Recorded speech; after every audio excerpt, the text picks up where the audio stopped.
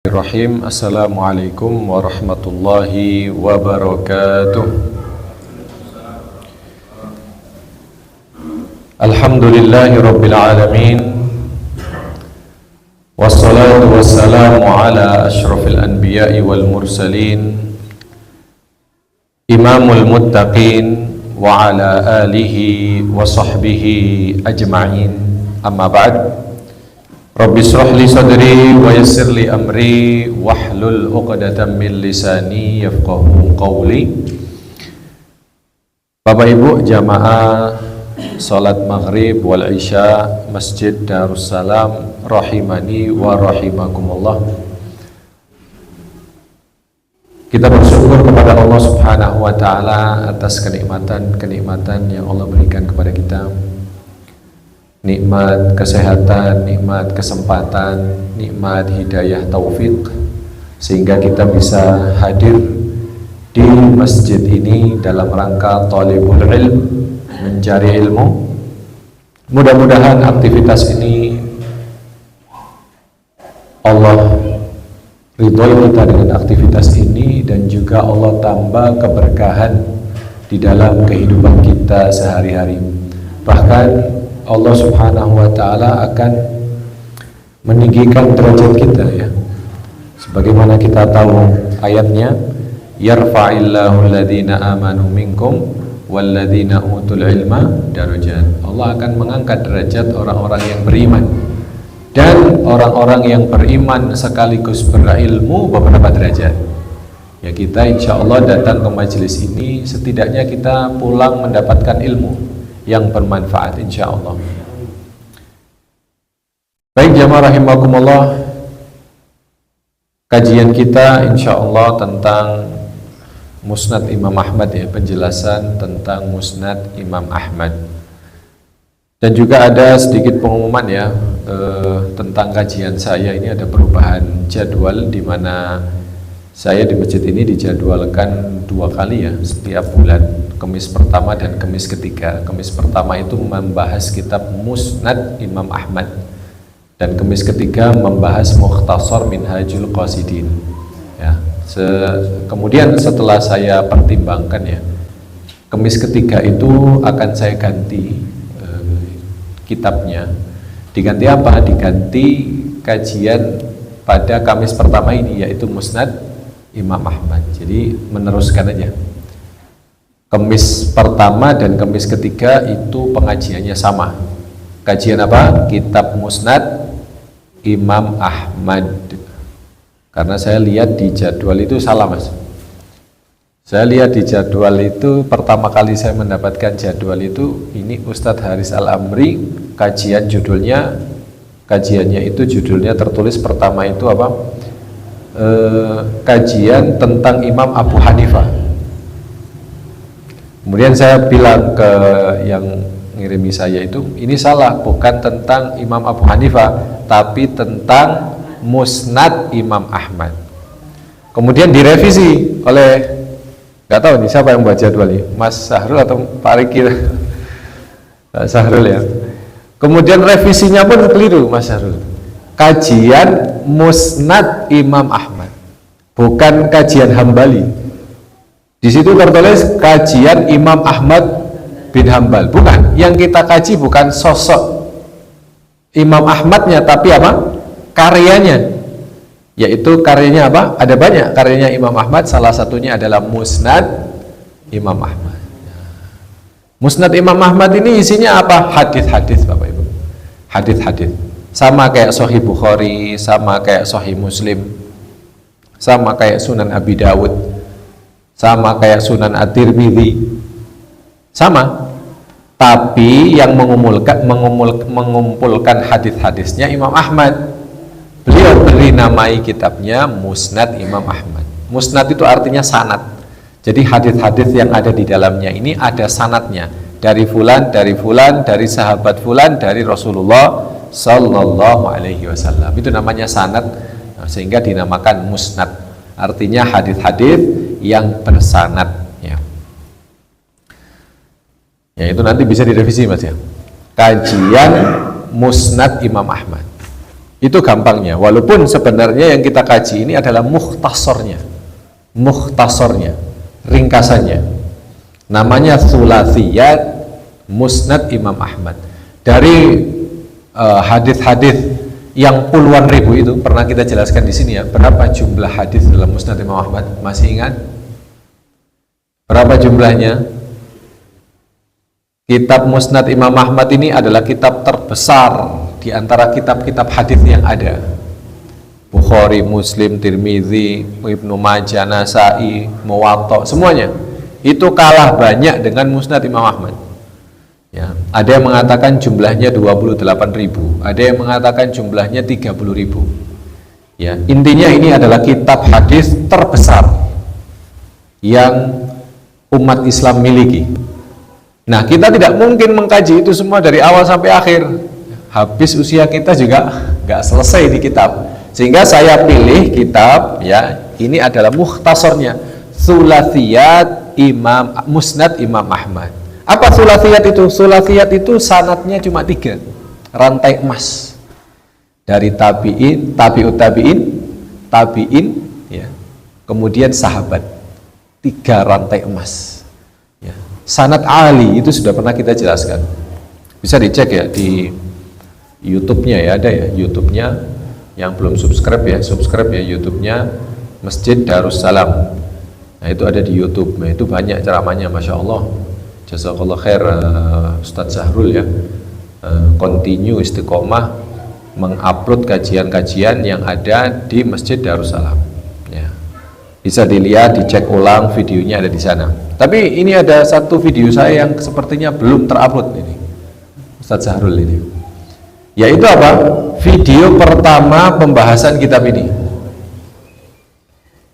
Ada video pembahasan kitab ini, ya. Jadi kitab ini kita sudah masuk ke hadis yang pertama dan hadis yang kedua, yaitu tentang al-wala dan juga tentang apa kemarin itu, ada masih ingat? Kita sudah bahas 2 hadis di kitab Musnad Imam Ahmad ini atau Thulathiyat Imam Ahmad ini. Pertama kita bahas tentang al-wala, ya, budak yang dibebaskan. Kemudian dia itu kalau meninggal nanti apa? Mewarisi. Nah, orang yang membebaskan ini itu mewarisi harta budak tersebut. Itu namanya wala. Nah, wala ini dilarang untuk diperjualbelikan. Dilarang oleh Rasul diperjualbelikan. Nah, itu sudah kita bahas. Kemudian hadis yang nomor 2 yang sudah kita bahas juga itu adalah tentang larangan mengunjungi tempat-tempat yang dimana itu turun azab, pernah turun azab. Salah satunya adalah Madain Saleh, ya, tempat tinggalnya kaum Tsamud, ya, Nabi Soleh. Itu kan pernah diazab oleh Allah Subhanahu Wa Taala. Ada sekarang ini ya di Madinah itu perjalanan menuju ke sana itu 4 jam. Madain Saleh itu tidak boleh dikunjungi, terlarang dikunjungi karena memang ada hadis larangannya dan itu sudah kita baca. Mungkin nanti bisa dilihat lagi ya Mas Sahrul videonya supaya bisa di-upload dan supaya bisa dimurojaah juga. Kemudian jamaah rahimakumullah, hari ini insyaallah taala kita akan masuk ke dalam hadis yang nomor 3 di dalam kitab Musnad Imam Ahmad ini atau Thulathiyat Imam Ahmad. Hadis yang nomor 3, ya, kita baca. Haddatsana Sufyan an Abdullah ibnu Dinar an Ibni Umar qol. Nah, cuma 3 ya. Kalau kita perhatikan sanadnya 3. An Sufyan, dari Sufyan. An Abdullah bin Dinar, dari Abdullah bin Dinar. An Ibnu Umar. Ibnu Umar apa? Sahabat. Langsung yang nomor 4-nya siapa? An Rasulullah sallallahu alaihi wasallam. Su'ilan Nabi sallallahu alaihi wasallam 'anid dhabbi faqal la akuluhu wa la uharrimuhu. Dari sahabat Ibnu Umar radhiyallahu taala anhu bahwa beliau berkata, Nabi pernah ditanya tentang hukum memakan dhab. Dhab ini apa? Bukan biawak ya, nanti kita akan jelaskan ya. Dhab ini bukan biawak. Nabi pernah ditanya tentang hukum makan dhab. Kemudian Nabi Shallallahu Alaihi Wasallam mengatakan, la akuluhu wala uharrimuhu. Aku nggak makan itu, tapi aku juga tidak mengharamkan. Dob. Ya. Hadis ini jamaah rahimakumullah ya, menjelaskan tentang hukum memakan daging hewan namanya dob. Apa dob itu? Dob itu adalah hewan yang ada di padang pasir sana, ada di Arab sana. Iya, betul sekali. Kadal padang pasir, ada yang mengartikan seperti itu. Itu lebih tepat daripada kita artikan biawak ya. Karena biawak itu berbeda nanti dengan dob ya. Dob itu berbeda dengan biawak ya. Berbeda jamaah. Jadi Rasulullah ditanya tentang hukum memakan dob, karena waktu itu para sahabat itu ada yang memakan dob. Ya, Rasulullah mengatakan la akuluhu wala uharrimuhu. Saya nggak makan itu, tapi saya juga tidak mengharamkan. Jadi jangan sampai salah arti ya, karena ada yang mengartikan biawak ini keliru, salah besar ini yang mengartikan biawak ini, karena terjadi perbedaan yang signifikan ya antara biawak dan dob ya. Di antara perbedaannya apa antara dob dan biawak ini? Kalau dob ini bukan hewan buas Bapak Ibu, dob ini bukan hewan buas, sedangkan biawak itu hewan buas. Dob ini makan rumput, makan belalang kecil-kecil, serangga kecil-kecil, itu makanannya. Berbeda dengan biawak ya. Kita tahu biawak itu makan apa? Apa makanan biawak? Bangkai, betul, makan ayam, makan tikus. Nyambi ini apa?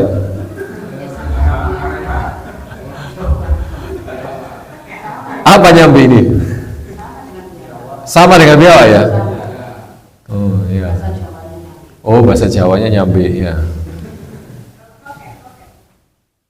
Nah, tokek beda, tokek kecil ya. Berbeda antara tokek dengan biawak ya. Ini coba ada proyektor kita tampilkan ya, biawak itu seperti apa ya. Dob ini perawakannya, postur tubuhnya memang mirip biawak, tapi dia lebih kecil dan juga dia tidak buas. Dia bukan hewan yang buas. Ukurannya lebih kecil, tapi memang mirip sekali. Kalau biawak sendiri di bahasa Arabnya itu al-waral. Al-waral. Biawak bahasa Arabnya al-waral. Dob beda lagi. Kita artikan saja kadal padang pasir ya kan. Kadal padang pasir.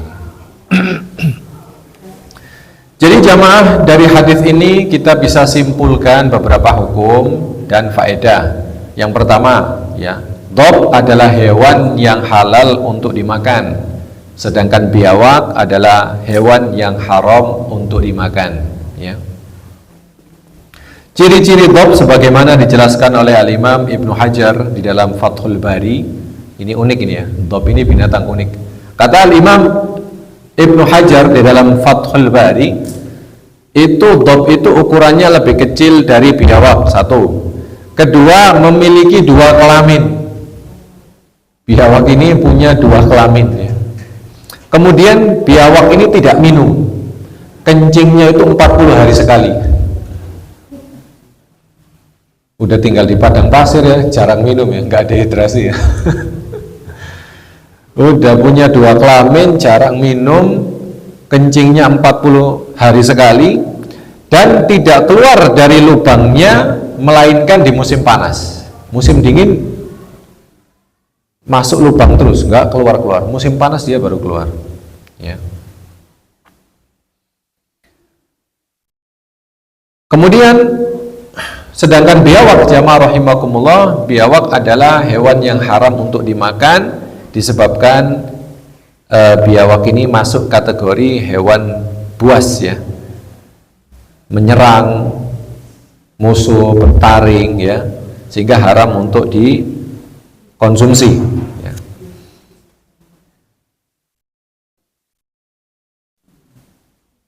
Namun jamaah rahimakumullah, walaupun ada hadis seperti ini, Ada juga ulama yang mengharamkan makan dhab. Walaupun hadisnya ini terlihat jelas bahwa Rasulullah SAW tidak mengharamkannya, la akuluhu wa la uharrimuhu, aku tidak makan biawak tapi aku juga tidak mengharamkannya. Namun ada hadis lain riwayat Al-Imam Abu Dawud rahimahullahu ta'ala yang menjelaskan bahwa Rasulullah SAW itu memang jijik dengan apa? Binatang dhab ini tadi, sehingga beliau tidak memakannya. Dan barang jijik itu apa? Haram hukumnya, ya kan? Kita tahu bahwa syariat Islam ketika mengharamkan suatu hewan gitu ya, itu pertama harus ada dalil pengharamannya. Kedua, ada ciri-cirinya. Salah satunya adalah hewan itu jijik untuk dikonsumsi. Tikus, ya kan? Jijik. Nah, dhab ini pernah datang sebuah riwayat bahwa Rasulullah itu memang tidak suka, merasa jijik dengan dhab tersebut. Gara-gara hadis ini, mazhab Hanafi itu memakruhkan, bahkan mengharamkan memakan daging dhab. Diriwayatkan bahwa ketika itu ada seseorang memberikan kepada Rasulullah SAW hadiah berupa daging dhab. Ya. Rasulullah nggak tahu, ya, waktu itu Rasulullah nggak ada di rumah. Ada yang ngasih daging dhab, yang nerima Aisyah radhiyallahu taala anha. Kemudian ketika Rasulullah sampai di rumah, ya, kebetulan ada orang meminta-minta, biasa ya, ada orang minta-minta gitu ya. Sama Aisyah dikasih daging dhab, pemberian tadi, hadiah tadi. Kemudian Rasulullah mengatakan, jangan dikasih itu, wahai Aisyah. Kenapa kamu ngasih orang daging yang mana daging ini kamu nggak mau makan? Jadi Rasulullah melarang Aisyah radhiyallahu ta'ala memberikan daging tersebut kepada peminta tadi, dikarenakan kamu aja nggak mau makan kok dikasihkan orang lain, gitu bahasanya. Dari hadis ini mazhab Hanafi mengatakan tidak boleh memakan daging dhab. Ya. Bahkan di dalam riwayat yang lain di sini dijelaskan, dan sanadnya ini adalah sanad yang hasan, ya, di bawah sahih dan bisa dijadikan argumentasi, bahwa datang riwayat dari Rasulullah SAW bahwa beliau melarang memakan daging dhab. Naha Rasulullah SAW anid dhabbi. Rasulullah melarang memakan daging dhab. Nah ini gimana? Ini hadisnya kok kontroversi begitu kan? Yang pertama, ya, Rasulullah mengatakan la akuluhu wa la uharrimuhu. Yang kedua mengatakan hadisnya bahwa Rasulullah SAW pernah melarang hadis tentang ad-dhab, makan ad-dhab. Ya seperti ini biasa terjadi ya di dunia fikih, seperti ini biasa terjadi. Ya. Kadang ada hadis yang sudah dimansuh, telah dihapus hukumnya. Kadang sebuah mazhab itu mengatakan tidak, ini tidak mansuh. Justru hadis yang mengatakan Rasulullah mengatakan apa namanya, la akuluhu wa la uharrimuhu, aku tidak memakannya tapi aku juga tidak mengharamkannya, itu dhaif, tidak bisa dijadikan hujah. Yang sahih yang ini. Nah, gara-gara itulah terjadi perselisihan di antara mazhab, di antara para ulama. Begitu juga kasus ini. Hadis yang pertama kita baca tadi, la akuluhu wa la uharrimuhu, itu dilemahkan sanadnya oleh mazhab Abu Hanifah sehingga tidak bisa dijadikan hujah. Yang dijadikan hujah yang tadi yang kita baca. Rasulullah melarang Aisyah memberikan daging kepada seseorang karena nggak mau makan kok dikasih orang. Kemudian juga ada riwayat penguat yang diriwayatkan oleh Imam Abu Dawud bahwa Rasulullah SAW melarang memakan daging dhab. Kemudian selain mazhab Hanafi yang mengharamkan memakan daging dhab ini adalah mazhab Hambali. Karena beliau, para ulama mazhab Hambali itu berargumen dengan hadis Rasulullah yang lain, di mana Rasulullah SAW pernah turun atau singgah di sebuah tempat gitu yang di sana itu katsirud dibab, yang banyak dobnya, banyak kadal padang pasirnya. Kemudian para sahabat dan yang lainnya itu memasak, berburu dob, kemudian dimasak. Kemudian Rasulullah SAW mengatakan, inna ummatan min bani Israel musikhat dawabun fil ardi, fa akhsha an takuna hadhihi fakfa'uha. Sungguh Allah itu pernah mengutuk Bani Israel dari wujud manusia seperti ini menjadi sosok sebuah hewan. Maka aku takut dob ini jangan-jangan, kata Rasulullah, itu adalah jelmaan atau hewan yang dulunya itu manusia dikutuk oleh Rasulullah SAW jadi hewan. Ini dob ini. Rasulullah takut. Ya. Akhirnya Rasulullah mengatakan apa? Wis, jangan dimakan. Jangan apa? Jangan dimakan. Berdasarkan hadis-hadis ini tiga itu ya tadi ya. Rasulullah melarang Aisyah ngasih orang. Kemudian datang dari riwayat Abu Dawud bahwa Rasulullah melarang memakan daging dob. Kemudian yang ketiga seperti ini, ya. Jangan-jangan ini adalah hewan jelmaan, ya. Maka mazhab Hambali menegaskan bahwa haram hukumnya memakan daging dob. Ulama Syafi'iyah dan yang lainnya membolehkan berdasarkan hadis pertama yang kita baca tadi, la akuluhu wa la uharrimuhu. Sedangkan hadis-hadis yang kita baca di tiga terakhir tadi itu tidak dijadikan argumentasi oleh ulama-ulama yang membolehkan. Ya. Ada yang sudah pernah makan daging dob di sini? Saya juga tidak tahu ya bentuk dagingnya itu seperti apa, dan saya juga belum pernah lihat restoran jual apa daging dob itu ada di Saudi itu ya. Yang ada ya onta, ayam, kambing. Dob ini saya belum pernah lihat ya. Mungkin orang-orang Badui yang di dalam pedalaman itu mungkin ya.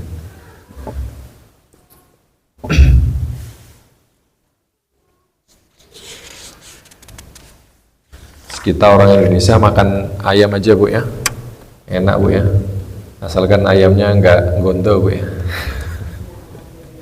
Enak makan lele bu, masya Allah, sama sambal ya.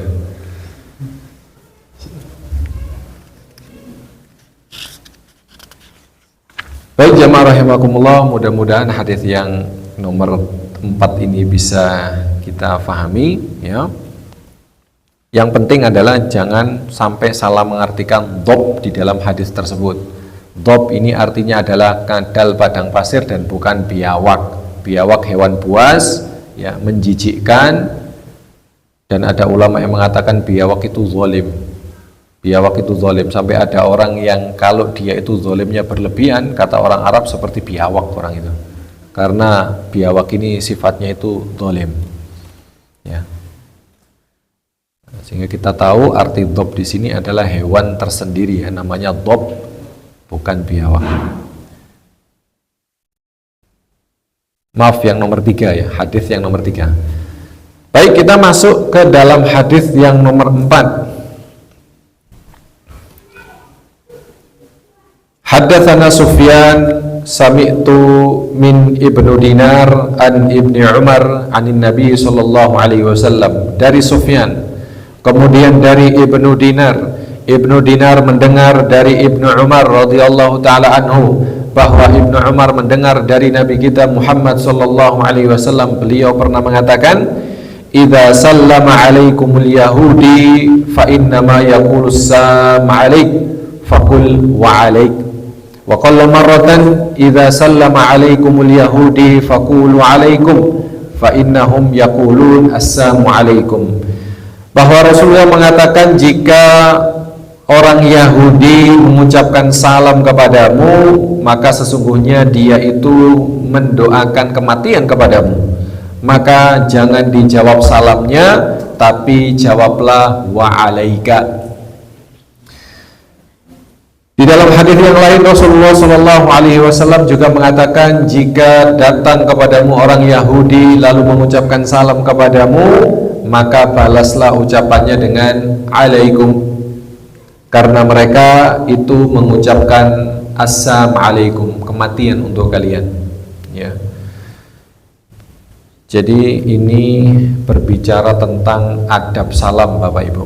Ya, adab salam kepada orang non muslim atau bisa dikatakan ahlul kitab, ya, orang Yahudi dan Nasrani, karena di dalam hadis yang lain ada penjelasannya atau riwayat lain yang menyebutkan tentang Nasrani. Jadi ketika ada orang Yahudi mengucapkan salam kepada kita dan itu salamnya jelas-jelas salam permusuhan, maka kita jawabnya waalaikum, Yahudi ataupun Nasrani. Ya. Cara jawabnya bagaimana? Alaikum. Pernah dalam riwayat yang lain Rasulullah SAW itu dihina, ya, oleh orang Yahudi. Assalamualaikum ya Muhammad. Kemudian ketika Rasulullah mendengar itu, di situ ada Aisyah. Aisyah mendengar itu tersinggung. Berdiri Aisyah dan langsung mengucapkan waalaikumsalam wal la'na wal azab. Ya, kamu nanti yang akan kena. Sam itu kematian, azab dan laknat dari Allah. Kemudian Rasulullah mengatakan, sudah santai ya Aisyah, mahlan, jangan seperti itu. Sungguhnya Allah menyukai apa? Kelembutan di dalam setiap perkara. Ya. Salam ini jamaah rahimakumullah memang ada pembahasan fikihnya khusus, ya. Jangankan kepada orang muslim, ya, kepada sesama orang Islam saja itu ada pembahasannya yang sangat panjang masalah salam ini, ya. Dan salam ini adalah sunnah yang sudah terlupakan, ya, terus terang saja. Apalagi masyarakat kita sepertinya masih belum terbiasa dengan salam kalau ketemu gini, ya. Kalau ketemu, ya. Bahkan mungkin pas berjamaah gitu, ya.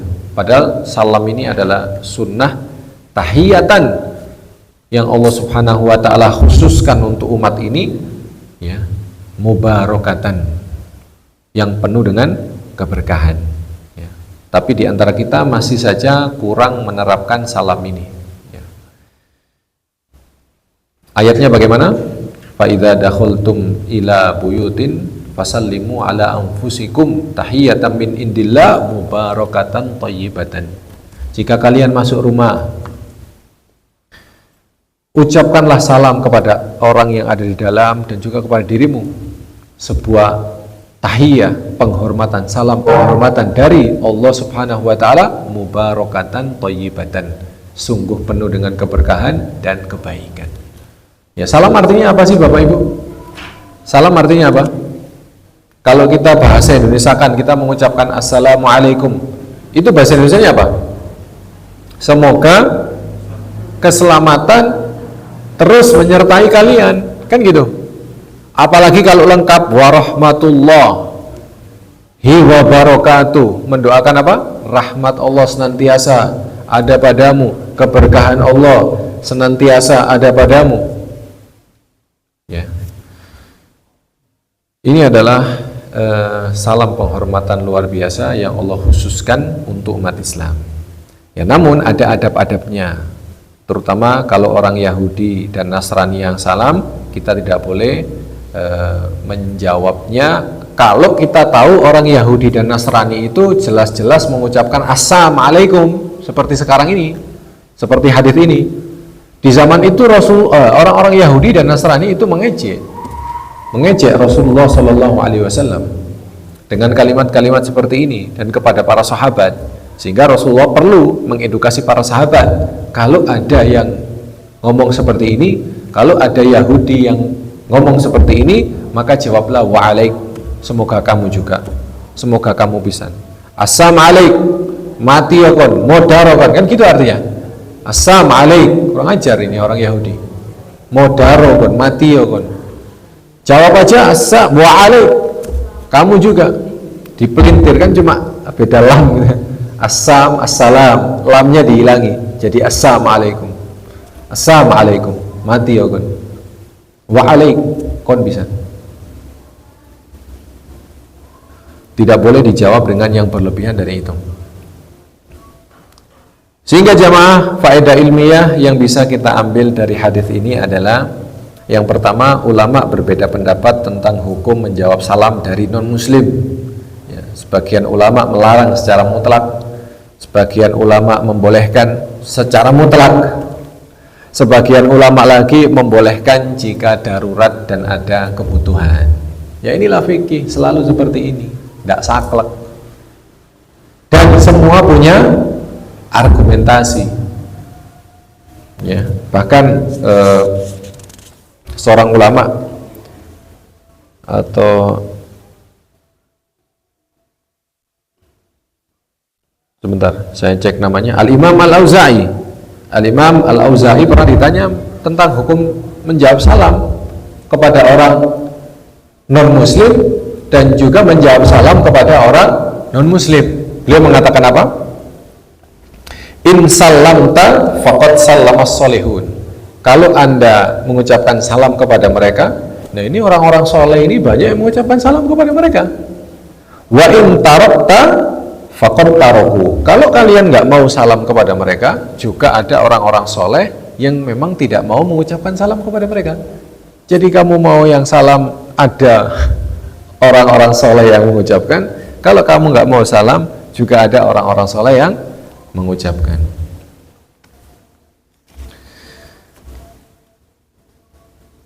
Jadi Rasulullah sendiri itu pernah mengucapkan salam kepada apa? Kepada orang-orang non-muslim. Ya. Beliau ketika menulis surat itu kepada Raja Persia, Raja Romawi, dan pembesar-pembesar Mesir, isi pembukaannya apa? Salamun ala manittaba'al huda. Salamun ala manittaba'al huda. Semoga kesejahteraan, keselamatan bagi orang yang mengikuti petunjuk. Ya, mungkin kita bisa ganti salam kita kepada orang non-muslim dengan salamnya Rasulullah SAW yang seperti itu. Ya.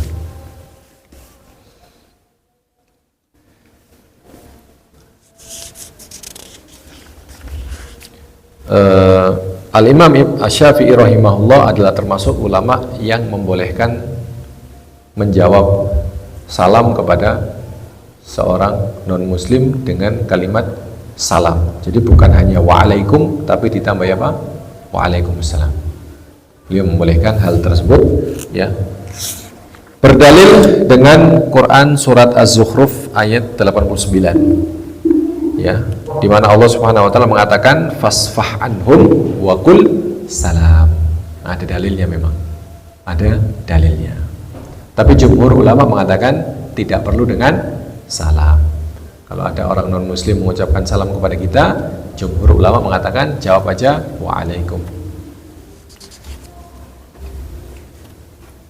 Imam Syafi'i mengatakan boleh.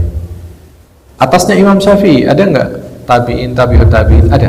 Khalifah Umar bin Abdul Aziz membolehkan. Khalifah Umar bin Abdul Aziz membolehkan.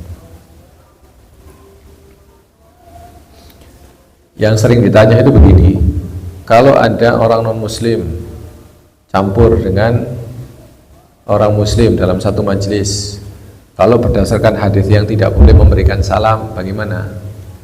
Bolehkah kita salam begitu?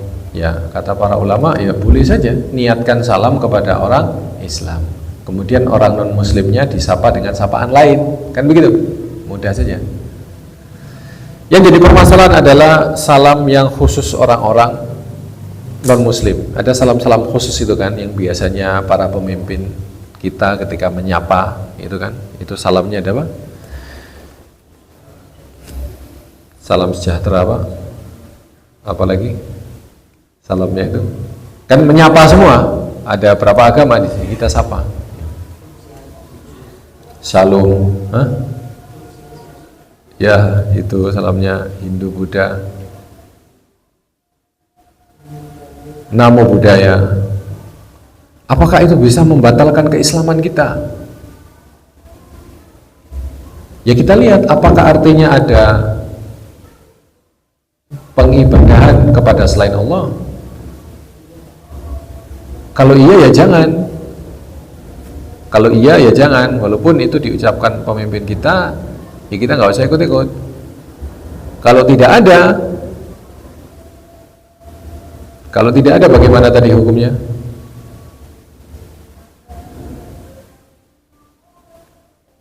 Bagaimana hukum mengucapkan salam kepada orang non-muslim? Ada dua pendapat. Yang pertama mengatakan tidak boleh, yang kedua mengatakan boleh.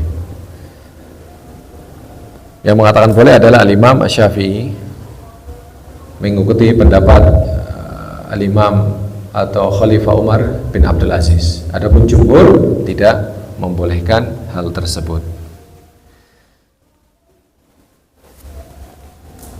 Yang penting Bapak Ibu, salam ini harus kita lestarikan ya di antara orang Islam. Ini hanya sedikit fikih tentang kepada orang non muslim, tapi kepada orang Islam kita harus menghidupkan sunnah ini ya. Jangan sampai sunnah salam ini kita tidak menerapkannya dalam kehidupan sehari-hari kita ya. Salam ini adalah tahiyah, salam penghormatan yang Allah buatkan khusus untuk kita orang Islam. Ada hadisnya yang sangat ma'ruf yang sudah sering dibacakan oleh para ustadz kita ya, di mana Rasulullah Shallallahu Alaihi Wasallam pernah bersabda, kalian tidak akan masuk surga sebelum kalian beriman, dan kalian tidak akan beriman sebelum kalian saling mencintai. Afala adullukum ala syai'in idza fa'altumuhu tahabbabtum, maukah kalian aku beritahu sesuatu yang jika kalian lakukan ini Allah akan membuat kalian saling mencintai. Afsus salam bainakum, sebarkan salam di antara kalian. Ini hadis yang luar biasa Bapak Ibu, motivasi dari Rasulullah agar kita saling mencintai. Dan kita tidak akan bisa saling mencintai kalau kita tidak saling mendoakan di antara kita atau mengucapkan salam. Jadi mengucapkan salam. Bahkan orang rumah itu juga kita perlu mengucapkan salam kepada orang rumah. Kadang kita ini mengucapkan salam kalau kita sedang bertamu ke rumah orang lain. Assalamualaikum. Tapi ke rumah kita sendiri kita tidak pernah mengucapkan salam kepada rumah kita dan keluarga kita. Ayatnya tadi kita baca. Fa idza dakhaltum, gimana tadi ayatnya? Fa idza dakhaltum buyutan fasallimu ala anfusikum tahiyatan min indillah mubarakatan thayyibatan. Jika kalian memasuki sebuah rumah, ucapkan salam kepada diri kalian dan kepada orang yang ada di sana. Salam tahiyatan min indillah, dari sisi Allah Subhanahu wa taala, mubarakatan thayyibatan, sungguh penuh dengan keberkahan dan kebaikan. Para ulama juga mengatakan walaupun rumah itu kosong, itu tetap mengucapin salam. Cuma salamnya beda, bukan assalamualaikum, tapi salamnya itu diganti dengan assalamu alaina wa ala ibadillah fissolihin. Itu cara salam kepada rumah kosong. Assalamu alaina wa ala ibadillah fissolihin. Termasuk masuk masjid, salam ya. Tidak ada orang, salam assalamu alaina wa ala ibadillahi sholihin. Nanti dijawab itu sama makhluk-makhluk yang tidak terlihat oleh mata kita ya.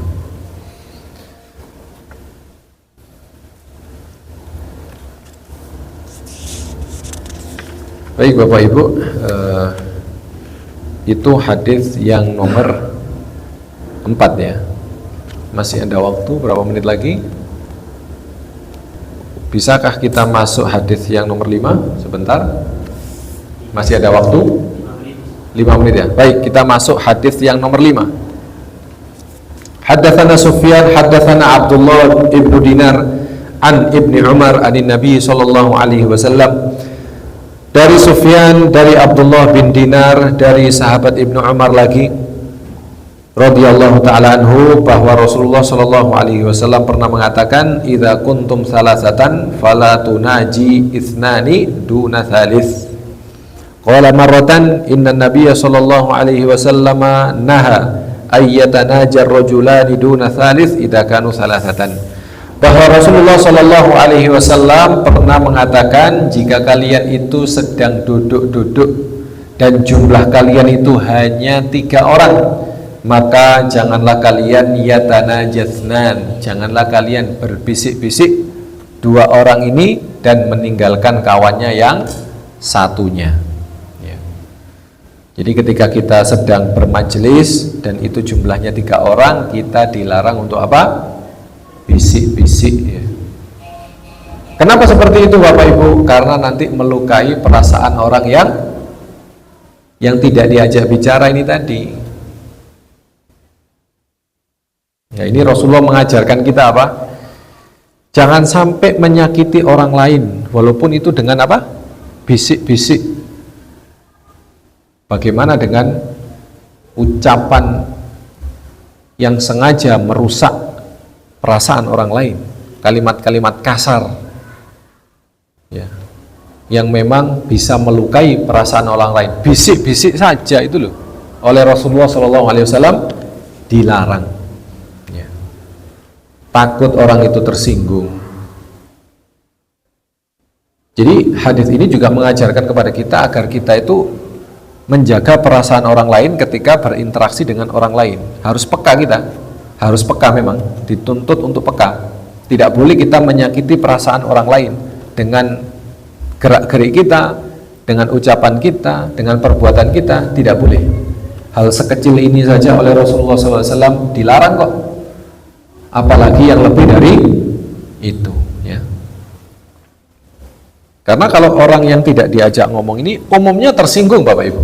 Apalagi Bapak Ibu sengaja ngelirik orang tersebut, atau tidak sengaja ketika bisik-bisik gini kok ngelirik gitu, padahal sebenarnya kita nggak ngomongin dia, tapi dia menjadi tersinggung karena jangan-jangan ini ngomongin saya nih, kenapa saya, walaupun sebenarnya kita tidak sedang ngobrolin dia. Maka hal ini tidak boleh ya. Islam menutup celah prasangka buruk, suudzon. Walaupun kita sebenarnya nggak ngomongin dia kok, kita urusan pribadi kok ini.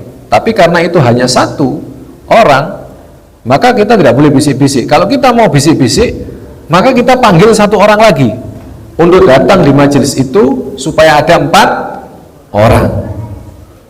Atau kita minta izin kepada orang tadi, sebentar, ini saya ada pembicaraan yang harus saya sampaikan kepada fulan dan ini sifatnya pribadi. Minta izin. Ya. Karena memang ada dalam sebuah ayat ya, di mana Allah Subhanahu wa taala mengatakan innaman najwa minasyaiton liyahzunal ladzina amanu. Innaman najwa, sungguhnya najwa, bisik-bisik itu dari setan. Liyahzunal ladzina amanu, untuk apa? Untuk membuat orang-orang mukmin bersedih. Nah, ayat ini turun dulu karena orang-orang Yahudi itu ketika ada orang-orang beriman itu bisik-bisik, ngerasani bisik-bisik sambil ngelirik-ngelirik, ya kan?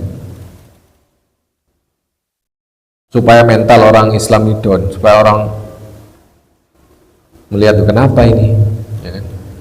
Innaman najwa, bisik-bisik minasyaiton. Bisik-bisik itu dari syaitan untuk membuat hati orang mukmin bersedih. Mirip ini kan? Ini juga bisik-bisik kan? Mirip ini.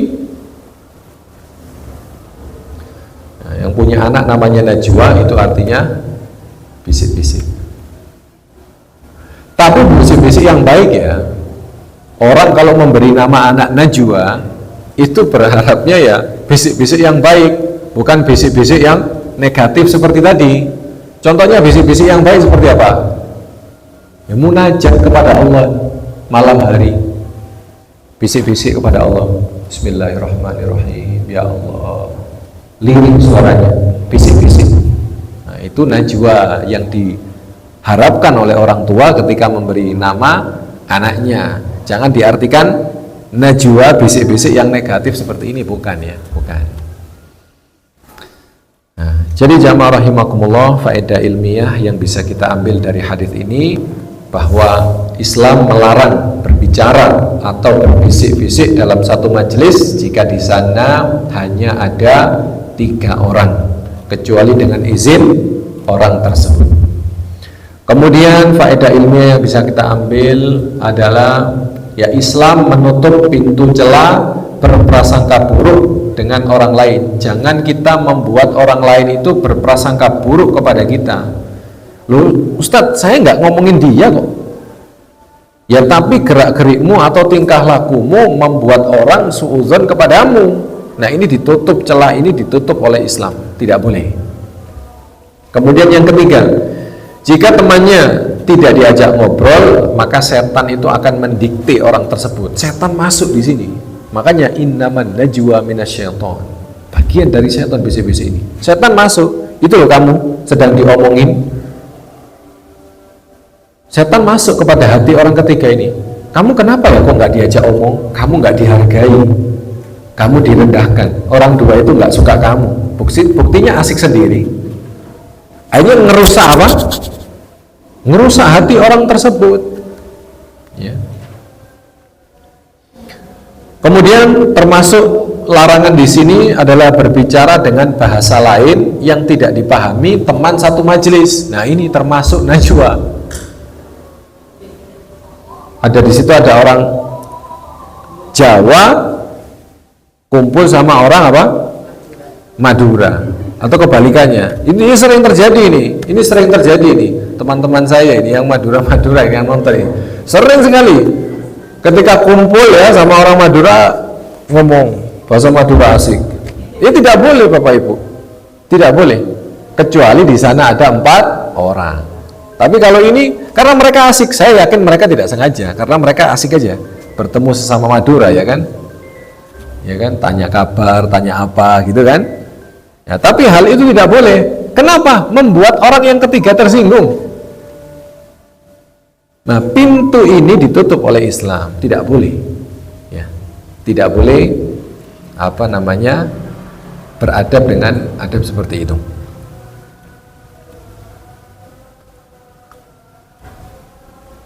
Kemudian yang tak kalah penting, ini faedah terakhir, Al-Imam Ibnu Muflih dalam kitab Al-Adab Al-Kubra mengatakan, kalau ada 2 orang sedang berbicara, maka kita makruh hukumnya ikut ngobrol bersama mereka. Tiba-tiba kita datang, assalamualaikum, duduk, kecuali dengan izin mereka. Nah, ini adabnya seperti itu Bapak Ibu. Kalau ada 2 orang sedang ngobrol, ya, kita mau ikut bergabung, kita izin dulu, assalamualaikum, bolehkah saya ikut duduk di sini? Makruh hukumnya. Jangan-jangan ada obrolan yang sedang mereka bicarakan dan itu sifatnya apa? Rahasia dan pribadi.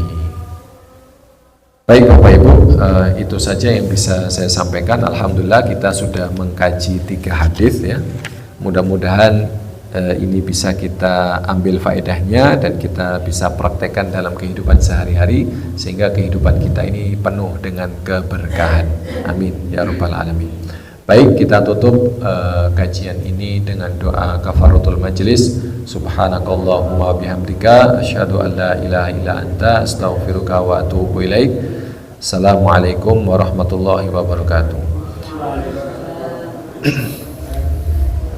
Saya kelupaan ini ada